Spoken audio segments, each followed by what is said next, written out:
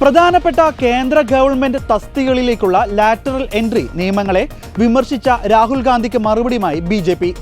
വിഷയത്തിൽ കോൺഗ്രസ് കാണിക്കുന്നത് ഇരട്ടത്താപ്പാണെന്നും ഈ രീതി ആദ്യം കൊണ്ടുവന്നത് കോൺഗ്രസ് ആണെന്നും ബിജെപി മറുപടി നൽകി. കേന്ദ്രമന്ത്രി അശ്വിനി വൈഷ്ണവാണ് കോൺഗ്രസിനും രാഹുലിനും മറുപടിയായി രംഗത്ത് വന്നത്. 2005 UPA ഭരണകാലത്ത് വീരപ്പ മൊയ്ലി അധ്യക്ഷനായ കമ്മീഷനുണ്ടായിരുന്ന കാര്യം ഓർമ്മിപ്പിച്ചായിരുന്നു മറുപടി. വീരപ്പ മൊയ്ലി അധ്യക്ഷനായ രണ്ടാമത്തെ admin reforms commission lateral entry എന്ന ആശയം മുന്നോട്ട് വെച്ചിരുന്നു. UPA സർക്കാർ കൊണ്ടുവന്ന ഈ ശുപാർശ നടപ്പിലാക്കാനാണ് NDA ശ്രമിക്കുന്നതെന്നും ഈ രീതി ഭരണ സംവിധാനത്തെ കൂടുതൽ മികവുറ്റതാക്കുമെന്നും അശ്വിനി വൈഷ്ണവ് പറഞ്ഞു.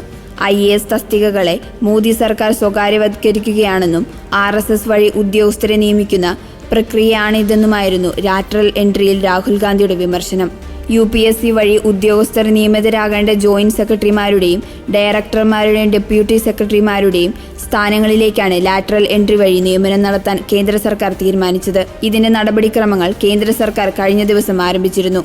യൂണിയൻ പബ്ലിക് സർവീസ് കമ്മീഷന് പകരം രാഷ്ട്രീയ സ്വയം സേവിക് സംഘത്തിലൂടെ പൊതുപ്രവർത്തകരെ റിക്രൂട്ട് ചെയ്തുകൊണ്ട് നരേന്ദ്രമോദി ഭരണഘടനയെ ആക്രമിക്കുകയാണ്. കേന്ദ്ര സർക്കാരിന്റെ വിവിധ മന്ത്രാലയങ്ങളിലെ സുപ്രധാന തസ്തികകളിൽ ലാറ്ററൽ എൻട്രി വഴി നിയമനം നടത്തി SC, ST, OBC വിഭാഗങ്ങളുടെ സംവരണം പരസ്യമായി തട്ടിയെടുക്കുകയാണെന്നും രാഹുൽ ഗാന്ധി കുറ്റപ്പെടുത്തി.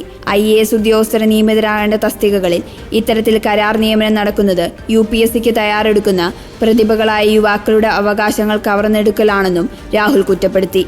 പ്രതികരണത്തിൽ കോർപ്പറേറ്റുകൾ സർക്കാർ സ്ഥാപനങ്ങളുടെ തലപ്പത്ത് വരുന്നുവെന്നും രാഹുൽ ആരോപിച്ചു. ചില കോർപ്പറേറ്റുകളുടെ പ്രതിനിധികൾ പ്രധാന സർക്കാർ സ്ഥാപനങ്ങൾ കൈവശം വെച്ചുകൊണ്ട് എന്തും ചെയ്യാമെന്നതിന്റെ പ്രധാന ഉദാഹരണമാണ് സിബി. അവിടെ ആദ്യമായി സ്വകാര്യ മേഖലയിൽ നിന്നുള്ള ഒരാളെ ചെയർപേഴ്സണാക്കിയെന്നും രാഹുൽ വിമർശിച്ചു.